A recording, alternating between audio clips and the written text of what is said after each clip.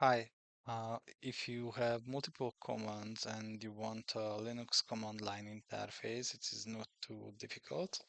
I will use Corn shell, but the script should also work using bash.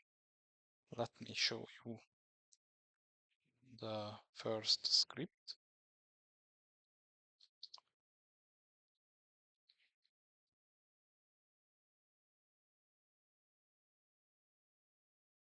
Okay, so let's go through it. This first line declares that I will be using Corn shell. Then we have the first function, that is the wait function, wait 10. It just reads any key, and that's just to wait after the execution so we can see the results. Then main menu is another function that will keep running and read our inputs until we specifically say exit. The main menu,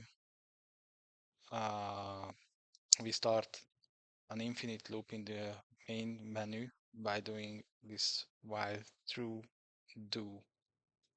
And for that do,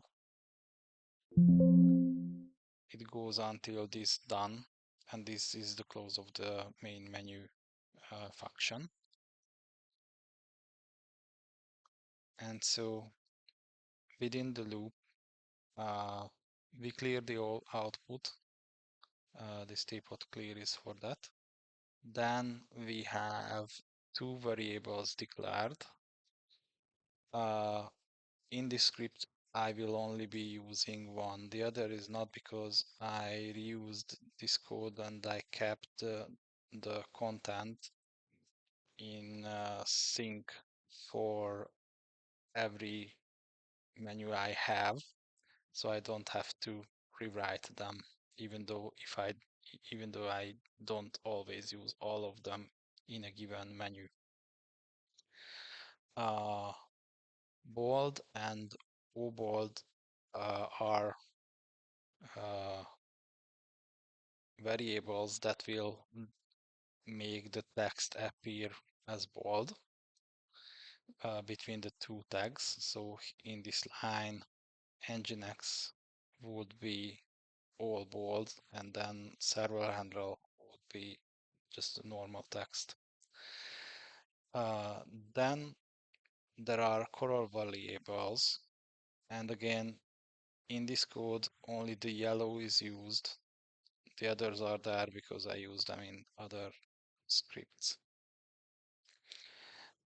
Then this part of the code, the echo, this will be our interface, the character interface, if you like. It will have three options with some formatting. And then this line just says, please choose, and this \c will keep the cursor on the same line, and it goes to the next command, read menu choice.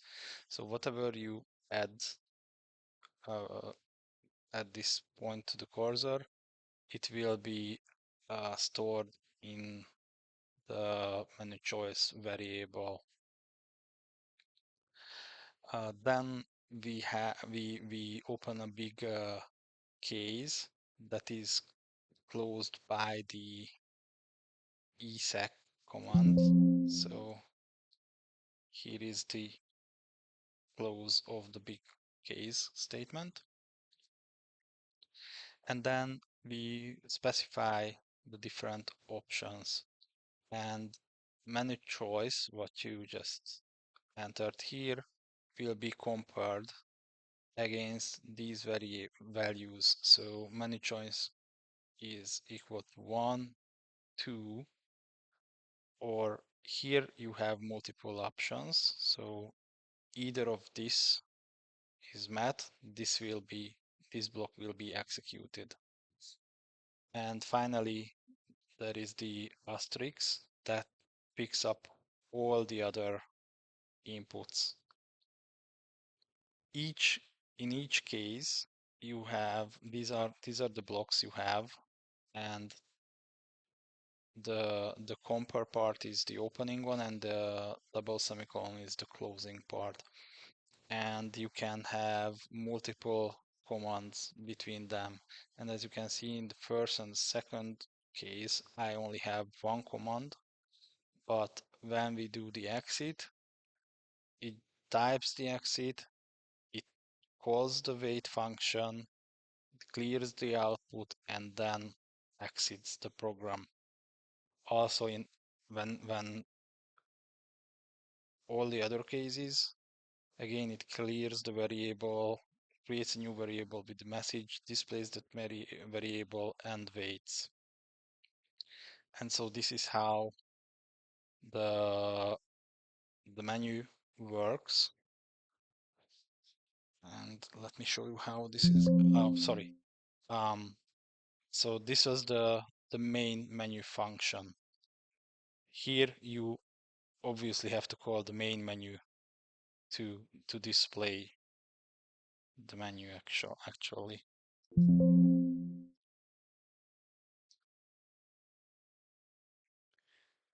So if I just say now menu, I will show you this just a little bit later. So this is calling the menu that I just show you. The three options with the bold for the engine, the Postgres, and the yellow for the exit. And here is this reading my choice. And if I go to, let's say, here and hit enter, another menu comes in. As you can see, there are multiple colorings. So this is what the block that I show you does. It's just that in this menu, it does not happen. And if I say 0, it exits. I need to confirm, and that's done. And just to show you one more thing, in this menu, uh, within the case statement, you can have another case statement, and here there is the confirm choice variable that was not used in the other script. This is just to ensure that you really want to run this script, because as you can see here, I do some more stuff. It's not just printing out, so you may want to the user or yourself to confirm that yeah, you really want to do that. And again, within the inner case, you can have multiple statements as well. So if I exit here, now you might have noticed that the file names were these, and I didn't type main menu.sh to call it, but I just said menu, and it calls the file. And I can do that because if you want to define simple commands, you can do that. The only thing you need is to have a .bash rc file in your home directory. So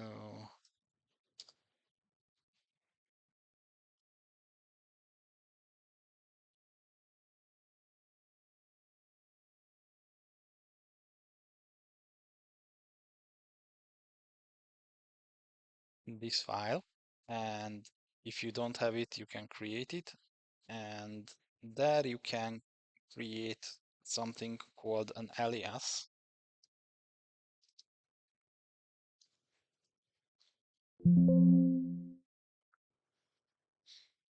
You just define alias and then the command name you will remember, and then what should it do. And my menu alias is just calling this script. So if I just type menu, I don't have to remember where is the file, what's the exact file name.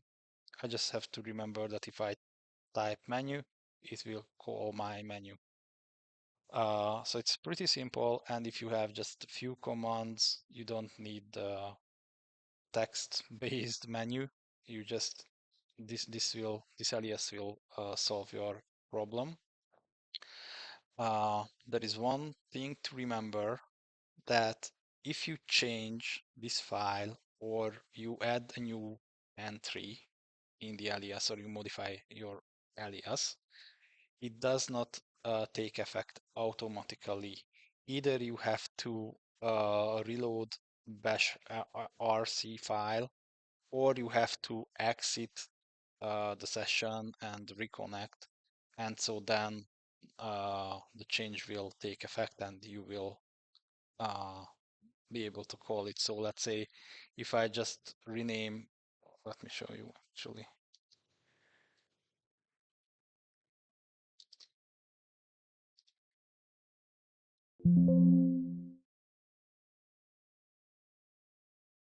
So here, if I just add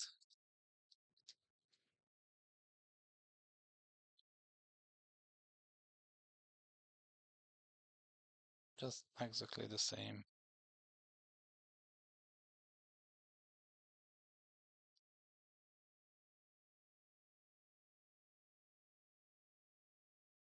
So now if I type menu2, it won't find the command. This is why you need to rerun it, but I don't need that one for now.